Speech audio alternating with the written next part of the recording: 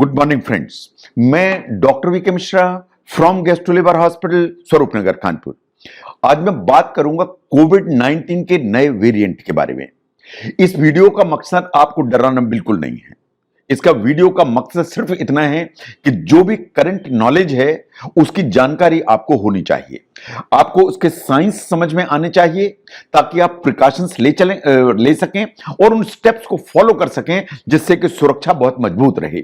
No, ये बात बिल्कुल सही है कि एक नया वेरिएंट इमर्ज हुआ है in the several parts of the country. ये जो वेरिएंट है ये हमेशा कोविड जैसे लक्षण लेके नुकसान करने की ताकत रखता है। ये जो वेरिएंट है जो पिछले साल एक आया था ओमिक्रॉन, उसी का ऑफशूट है, यह सब वेरिएंट है। जो ओमिक्रॉन था दैट वाज BA.2.86 और अब जो वेरिएंट सामने आया है दैट इज JN.1।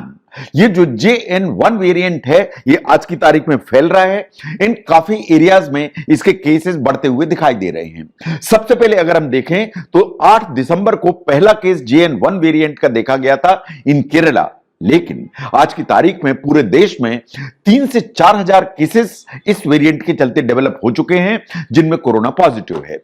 नो, जब भी इस तरह के वेरिएंट सामने आते हैं तो वेरिएंट एक्चुअली क्या करते हैं, ये इनमें जब भी ये वेरिएंट सामने आते हैं ये स्पेसिफिक म्यूटेशंस के चलते होते हैं, यानी जो वायरस है उसकी डिजाइन चेंज हो जाती है, उसके जो कैरेक्टर्स हैं वो चेंज हो जाते हैं। इन जब भी ये चेंज होते हैं कैरेक्टर्स, ये सिर्फ 2 काम करते हैं।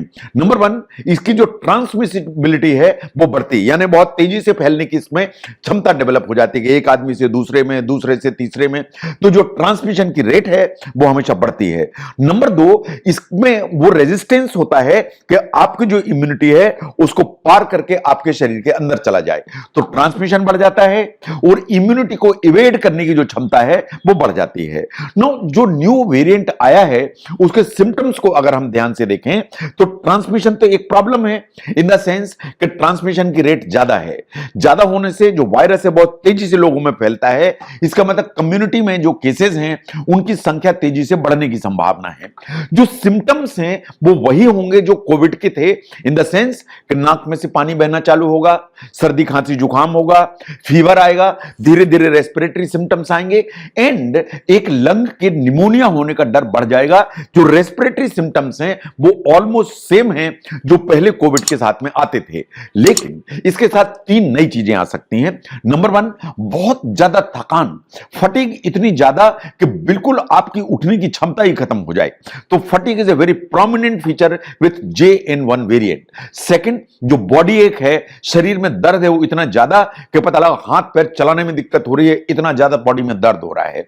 और नंबर 3, कुछ gastro intestinal symptoms in the sense loose motions, vomiting and पेट में दर्द, तो लंग के सिम्टम्स आएंगे, साथ में फटीग आएगा, बॉडी एक आएगा, इन कभी हल्के से डाइजेस्टिव सिस्टम के सिम्टम्स आएंगे।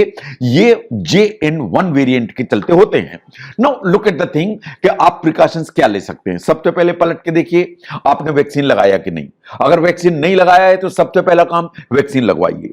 जो बूस्टर है उसको अपडेट करके रखिए कि आपने बूस्टर प्रॉपर लगाया है कि नहीं लगाया है।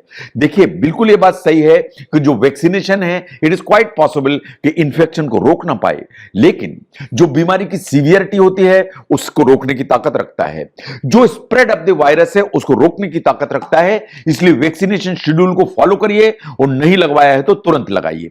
नंबर 2, जैसे जैसे केसेस आगे बढ़ रहे हैं मैं समझता हूं कि जो सेफ्टी प्रोटोकॉल्स हैं उनको हमको फॉलो करने की जरूरत है। जैसे मास्क हमने बंद कर दिया है, एक्चुअली भीड़ भाड़ वाले इलाकों में, मार्केट प्लेसेस में, रेलवे स्टेशन में, जब वहां जहां बहुत लोगों से आपका इंटरेक्शन है आपको मास्क पहनना चाहिए। नंबर 2, जो एक फिजिकल डिस्टेंस मेंटेन करने की जरूरत थी कोविड-19 के दौरान वो अभी भी अब दोबारा आपको करने की जरूरत है। और जो हैंड हाइजीन है कि हाथ धोने की जो एक आदत आपको थी उसको फिर से री इंट्रोड्यूस करने की जरूरत है। नंबर 3, अगर कुछ भी सिम्टम्स ऐसे आते हैं जो अनयूजुअल हैं, रेस्पिरेटरी सिम्टम्स हैं, सर्दी खांसी आ रही है, फीवर भी चल रहा है, तो आपको विजिलेंट होने की जरूरत है एंड टेस्ट कराने की जरूरत है कि कहीं कोविड पॉजिटिव तो नहीं है, क्योंकि अर्ली डिटेक्ट करेंगे प्रॉपर ट्रीट हो जाएगा और जो स्प्रेड होता है वायरस उसको भी आप बचा पाएंगे। इसके अलावा अगर अनफॉर्चुनेटली पॉजिटिव है तो रूल वही है, आइसोलेट भी करना है, क्वारंटीन भी करना है। एक पब्लिक अवेयरनेस अदरवाइज आपको क्रिएट करनी चाहिए, लोगों को जागरूक रखना चाहिए कि कोविड दोबारा आने की संभावना हमेशा होती है। और अननेसेसरी अगर जरूरत नहीं है तो अननेसेसरी जो ट्रेवल होता है, जहां क्राउडेड होता है, बहुत सारे जो एरियाज में आप जाते हैं, जैसे आज की तारीख में हम देखते हैं कि हिल स्टेशन पैक पड़ी हुई हैं, इतना भीड़ है वहां पर, तो ट्रेवल अगर नेसेसरी नहीं है तो उसको अवॉइड करने की कोशिश करना है। अगर आप ऐसा करेंगे तो कोविड की स्प्रेड कम हो जाएगी, कोविड के केसेस कम हो जाएंगे। अगर कोविड के केसेस कम हो जाएंगे तो हेल्थ केयर इंफ्रास्ट्रक्चर के ऊपर जो बर्डन है वो बर्डन कम हो जाएगा। अगर बर्डन कम हो जाएगा तो इस वो जो वायरस है उसको काबू करने में ज्यादा सफलता मिलेगी। तो अगर हम ध्यान से देखें कि जो कोविड है उसका एक नया वेरिएंट धीरे धीरे सरफेस करने की ताकत रख रहा है। इसको अगर हमें इससे बचना है तो सिम्टम्स को ध्यान से देखना है, वैक्सीन को ध्यान से देखना है, इन वो सब प्रिकॉशंस अप्लाई करने की जरूरत है, particularly mask, social distancing and hand hygiene. तो जो नया वेरिएंट है उसके बारे में सतर्क होने में अगर ये वीडियो आपको हेल्प करता है तो जरूर शेयर करें। मैं doctor VK Mishra from gastro liver hospital, Swaroop Nagar, Kanpur. Thank you very much.